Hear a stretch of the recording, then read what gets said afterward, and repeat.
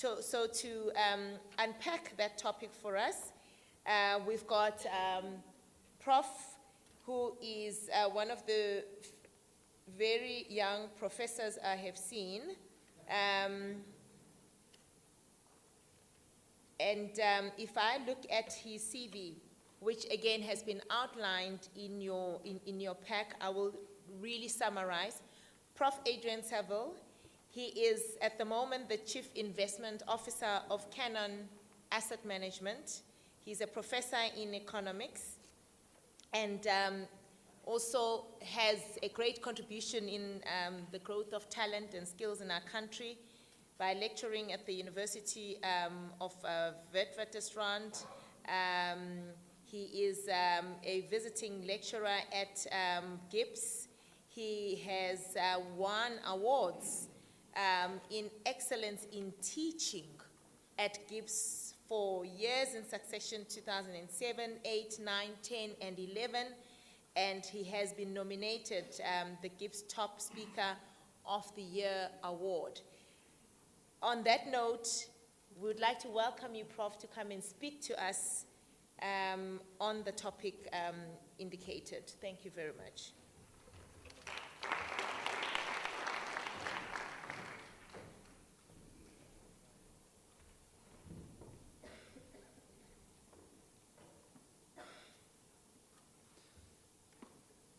What a wonderful opportunity to be able to tell a room full of 200 auditors the answer in 20 minutes.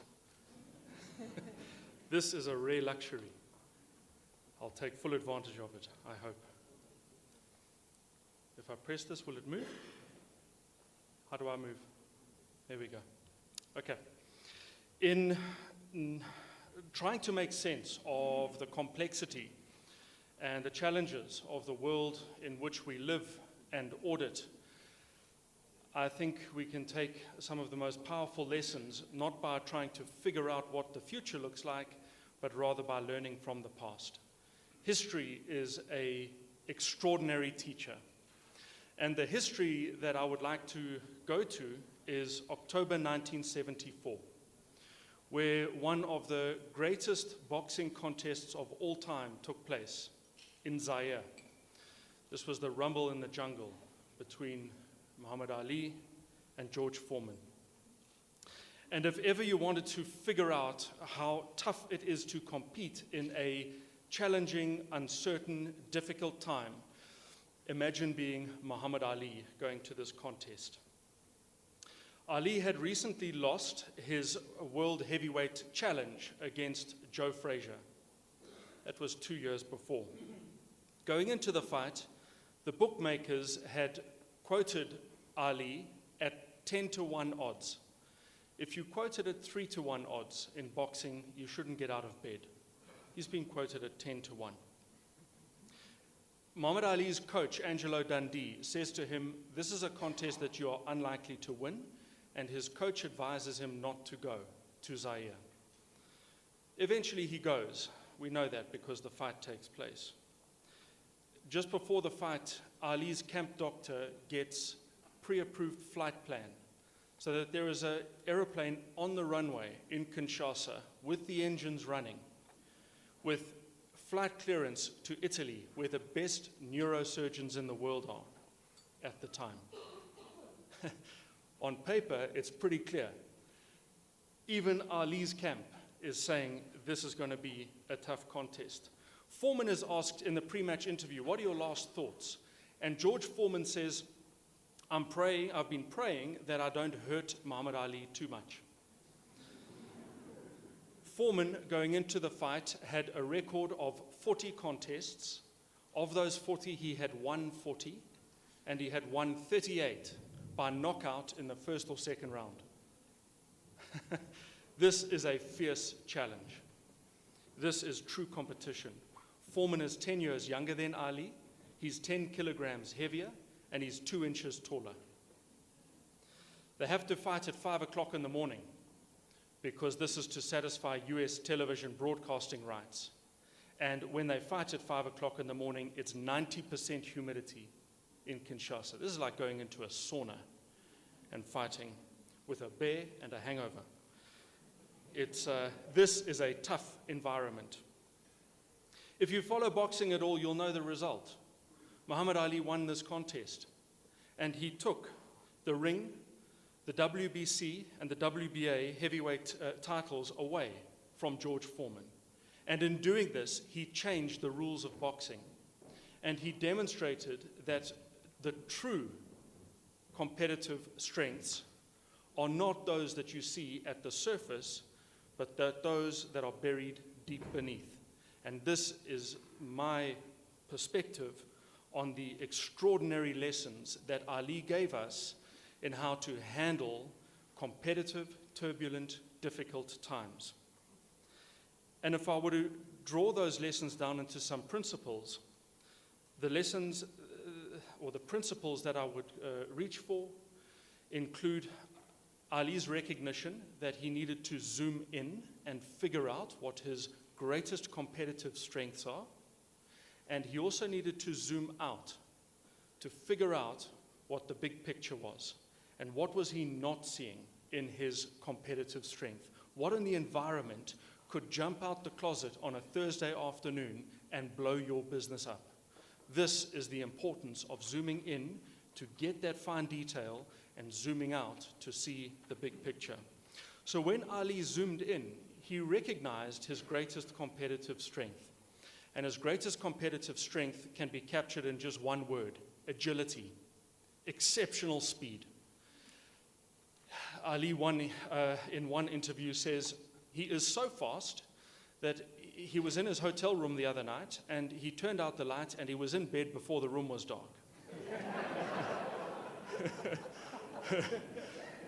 Ali is fast. We know this in the one-liner: float like a butterfly, sting like a bee. He has incredible agility. And this is an important competitive strength of any business that is going to endure, and indeed any country that is going to endure. We have to be able to move with the times, innovate, iterate, reinvent ourselves, and build increasingly strong systems and networks. When he zoomed out, Ali recognized that he had a fundamental weakness.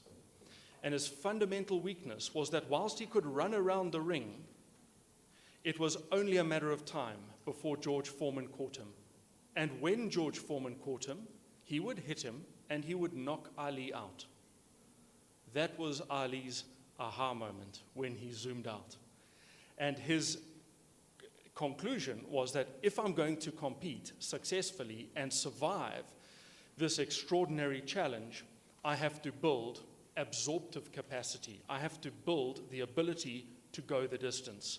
Not to go 2 rounds with Foreman or 8 rounds, but 15 rounds as world heavyweight titles went at that time. So what happens when we zoom in and zoom out in the current world? What does the world look like? Well, I thought it would be interesting to zoom in first. And I zoom in by borrowing from Rita McGrath, who publishes this fascinating study in the Harvard Business Review earlier this year.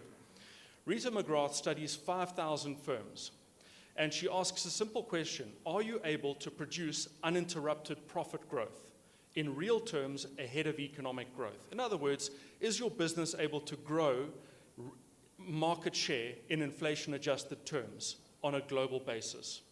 5,000 firms. Over the period 2000 to 2004, she establishes that just 7% of these 5,000 are able to do this over a 5-year period. That's a pretty sobering number.